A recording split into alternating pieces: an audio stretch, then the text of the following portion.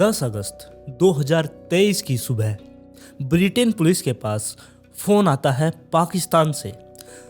Phone करने वाले शख्स ने अपना नाम उरफान शरीफ बताया और उस शख्स ने ब्रिटेन पुलिस को एक एड्रेस लिखवाया जो कि एक घर का था और उनसे कहा कि इस घर में आप लोग जाइए। वहाँ पर फर्स्ट फ्लोर पर बेड पर एक लड़की की लाश मिलेगी जो कि मेरी बेटी है और मैंने ही अपनी बेटी को मार डाला है। मैं उसे मारना नहीं चाहता था लेकिन गलती से मुझे गुस्सा आ गया और गुस्से में मैंने उसको मार डाला। ये बात सुनते ही पुलिस वालों के कान खड़े हो गए कि ये शख्स कैसा है जिसने अपनी बेटी को मारा है और वो अब खुद ही बता रहा है इसके बारे में और उसने ये भी कहा कि मैं अब वहाँ से भाग चुका हूँ। Okay, what's happened? Number What number? What number? 6. Okay. Take a deep breath. Take a deep breath and tell me what's happened. I cannot. I physically punished my Okay. daughter and she died. I left home in a panic. God, she is allowed at home. I need you to take a breath because I cannot understand what you're saying, okay? Your daughter has I died. killed my daughter. I killed my daughter. Police वालों ने phone सुनने के बाद वो सीधे ही अपनी team लेकर उस एड्रेस पर पहुंचती है जिसके बारे में उमरान शरीफ ने बताया था।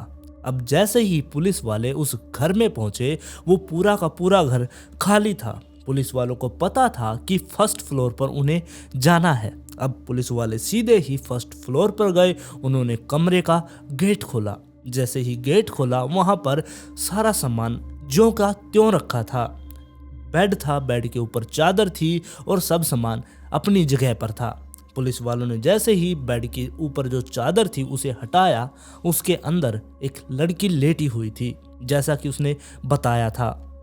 उस लड़की का नाम सारा था और सारा औंधे मुंह पड़ी थी, उसकी मौत हो चुकी थी। पुलिस वाले पहले तो यही सोच रहे थे क्या पता ये जिंदा हो, इसमें थोड़ी बहुत सांस बची होगी, जिसके चलते उसे उठाकर हॉस्पिटल में भेज दिया गया। और सारा को हॉस्पिटल में भेजने के बाद पुलिस वाले अब उस कमरे की अच्छी तरीके से तलाशी लेना स्टार्ट कर देते हैं। तलाशी के दौरान उन्हें वहां पर 3 पेज मिलते हैं जिनके ऊपर कुछ कुछ लिखा गया था। सबसे पहला जो पन्ना था उसके ऊपर सिर्फ यही लिखा था लव यू सारा, और दूसरे पेज पर उसने लिखा कि जो भी शख्स इस पेज को पढ़ रहा है उसको मैं बता दूं कि मेरा नाम उमरान शरीफ है और मैंने ही अपनी बेटी का कत्ल किया है और मैं बहुत ज़्यादा डर चुका था जिसके चलते मैं यहाँ से भाग गया और मैं आप लोगों से वादा करता हूँ मैं बहुत जल्द अपनी सज़ा काटने के लिए यहाँ पर वापस लौट कर आऊँगा। और इसके बाद उसने तीसरे पन्ने पर लिखा कि मैं ऊपर वाले की कसम खाता हूँ कि मैंने अपनी बेटी को जानबूझकर नहीं मारा बल्कि मैं अपने गुस्से पर कंट्रोल नहीं कर पाया और गलती से मुझसे उसका कत्ल हो गया। और मेरी बेटी एक मुस्लिम फैमिली से आती है जिसकी वजह से इसका अंतिम संस्कार आप मुस्लिम रीति रिवाजों की तहत ही करें। और लास्ट में उसने लिखा कि मेरी बेटी का पोस्टमार्टम होने तक मैं वापस आ जाऊंगा। अब इन सब के बाद पुलिस वालों ने अपनी तफ्तीश स्टार्ट कर दी। उन्होंने अब पता लगाना स्टार्ट किया। तब उन्हें पता चला कि जो ये घर है इसके अंदर एक पाकिस्तानी फैमिली रहा करती, जिसमें से जो मेन कैरेक्टर था उसका नाम उमरान शरीफ था जो इस घर का मेन मुखिया था। उसके साथ उसकी पत्नी जो कि उसकी दूसरी पत्नी थी जिसका नाम बीनिस बतूर है जिसकी उम्र 30 साल थी। और इनके अलावा जो ये उमरान शरीफ था इसका भाई फैजल शरीफ भी इन्हीं के साथ रहा करता। अब ये 3 लोग तो बड़े हो चुके थे और इनके अलावा जो ये उमरान शरीफ था इनके 5 बच्चे भी यहाँ पर रहा करते। और जो ये उमरान शरीफ था 2001 में पाकिस्तान छोड़कर ये ब्रिटेन में आया था। ये एक टैक्सी ड्राइवर था और यहीं पर ये टैक्सी चलाकर अपना गुजर बसर कर रहा था। और इसी दौरान इसकी मुलाकात एक पोलैंड की महिला से हुई जो कि पोलैंड की थी। उसका नाम ओल्गा था। ओल्गा से धीरे धीरे इसको प्यार होने लगा। बाद में 2009 में जाकर इन दोनों ने शादी कर ली थी। शादी के बाद इनको 2 बच्चे हुए, एक लड़का एक लड़की। लड़की का नाम सारा। और ऐसे ही इनकी जिंदगी अच्छे से कट रही थी। लेकिन 2015 आते आते इन दोनों के बीच में बहुत ज़्यादा लड़ाई झगड़ा स्टार्ट हो चुका था, जिसके चलते अब इन दोनों ने डिवोर्स लेने का फैसला कर लिया। ये दोनों अलग रहने लगे, इन दोनों ने डिवोर्स ले लिया। पहले तो जो इनके दोनों बेटा बेटी थे वो ओल्गा के साथ रहा करते, लेकिन जो ये उमरान शरीफ था इसने कोर्ट में इस पर केस किया और इनकी कस्टडी दोनों बच्चों की अपने पास रख ली, जिसके चलते अब वो दोनों बच्चे उमरान शरीफ के साथ रहने लगे थे। और जो ये ओल्गा थी ये वापस से पोलैंड लौट जाती है। और फिर कुछ टाइम ऐसे ही बीतता है और उमरान ने फिर से एक और शादी की, जो कि अब की बार उसने पाकिस्तान की एक महिला बिनिस बत्तूर से की थी। पहले तो सब कुछ ठीक चल रहा था, वो इसके दोनों बच्चों से अच्छे से बात किया करती, उनसे प्यार किया करती। लेकिन धीरे धीरे जब बिनिस के खुद के बच्चे हो गए उसके बाद अब उसका रवैया चेंज हो चुका था। और अब धीरे धीरे जो ये बिनिस बख्तूर थी इसने इसको यानी कि सारा को पीटना भी स्टार्ट कर दिया। एक बार तो इसने अपने पति से कहकर उसको बहुत ज़्यादा पिटवाया और कई बार खुद भी उसे पीट दिया करती। 2023 में इसने इतना ज़्यादा सारा को पीट दिया था कि जब वो स्कूल में गई, स्कूल में उसके ऊपर निशान बने हुए थे मारपीट के।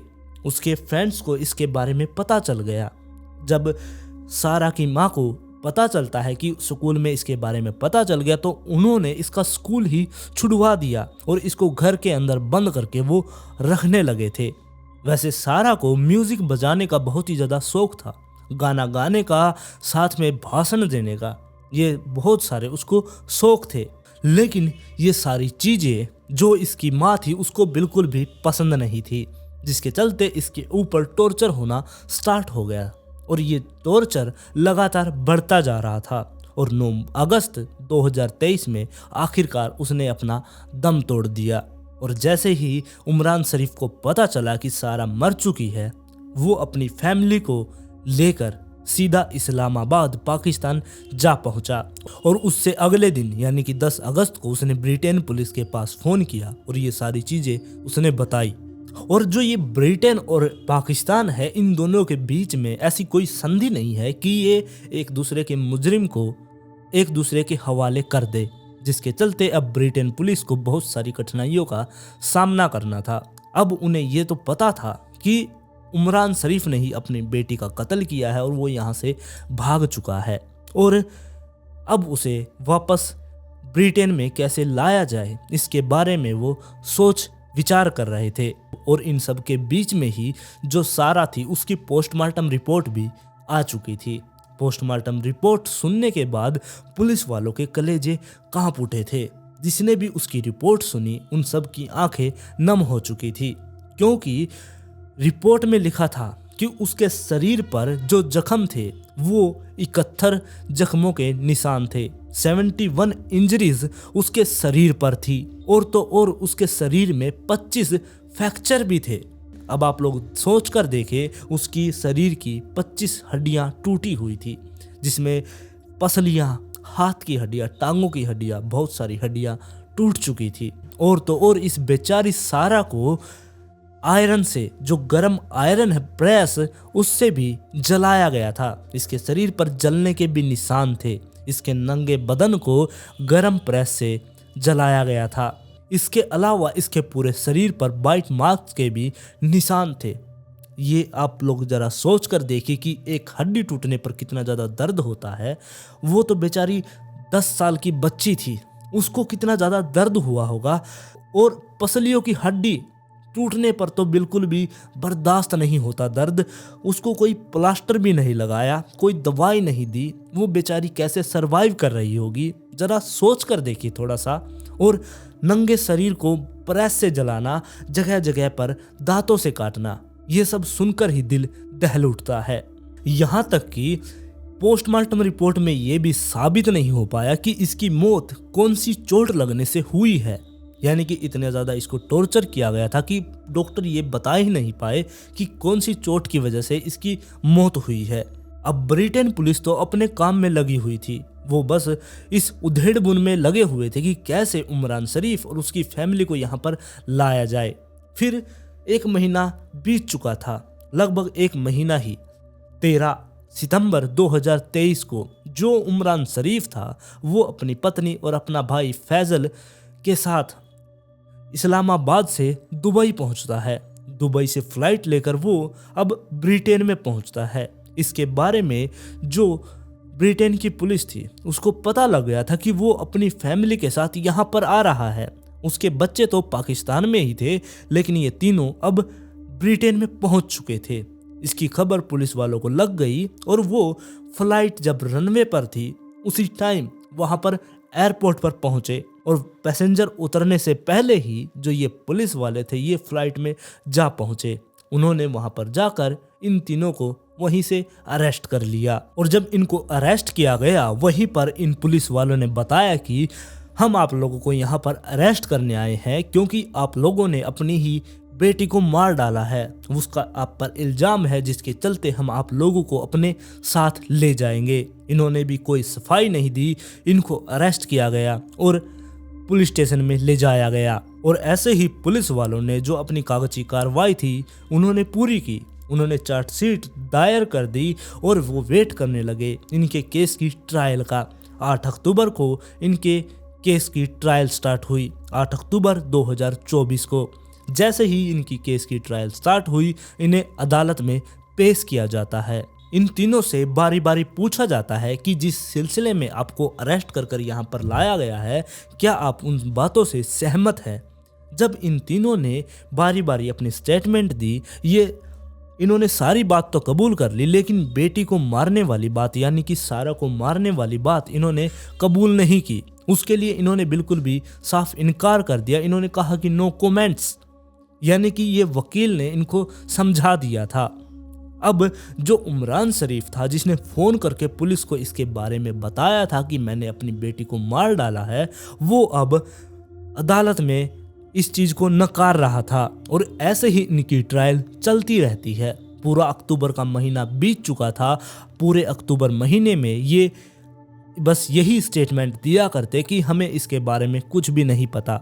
लेकिन एक बार नवंबर के अंदर 1 महीना बीतने के बाद जो ये उमरान शरीफ था ये अदालत में रोने लगा और इसने कबूल किया कि इसने ही अपनी बेटी सारा को मारा है। और उस घर से पुलिस वालों को एक बैट और एक लोहे की रोड भी मिली थी। अब जब उसका टेस्ट किया गया फोरेंसिक लैब में तब पता चला कि उसके ऊपर सारा का ब्लड था, यानी कि जो उसकी हड्डियां टूटी थी वो इन दोनों चीज़ों से ही तोड़ी गई होंगी। इन सब के बाद जो अदालत में जज साहब बैठे थे उन्होंने उमरान शरीफ से पूछा कि आपकी बेटी के ऊपर जो बाइट मार्क्स हैं वो आपके हैं क्या। इस बात पर जो उमरान शरीफ था उसने इनकार कर दिया कि ना तो मैंने उसको जलाया है और ना ही मैंने उसको काटा है।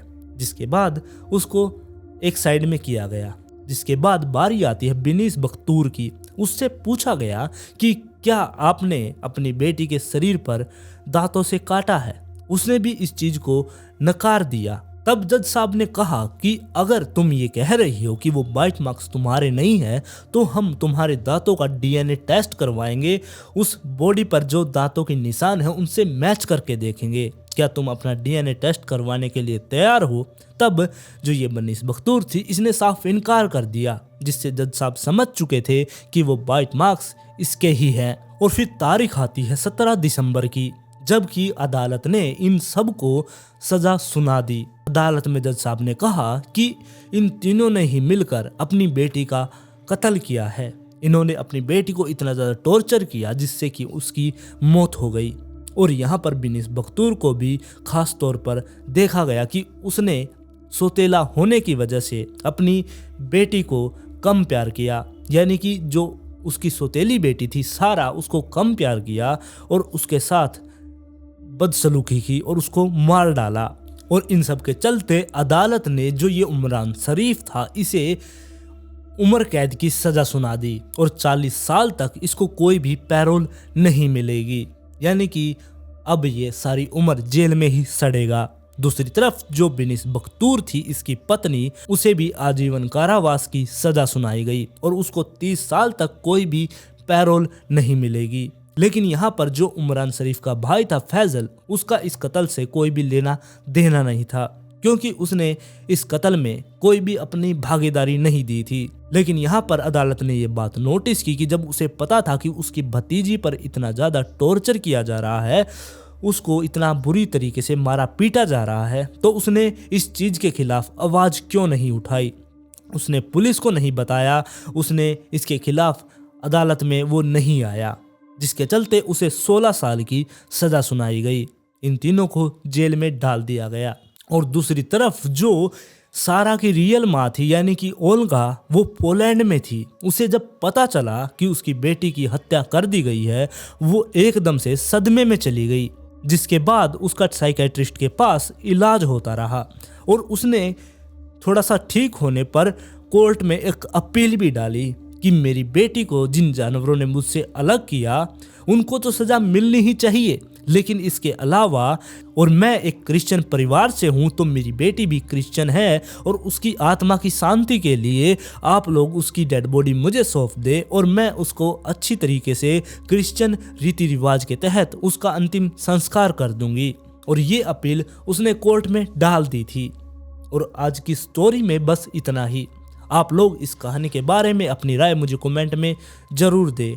और आप लोग अगर इस चैनल पर पहली बार आए तो चैनल को सब्सक्राइब कर ले। वीडियो पसंद आई तो लाइक एंड शेयर जरूर करें और जल्द ही मिलते हैं ऐसे ही एक और इंटरेस्टिंग केस के साथ।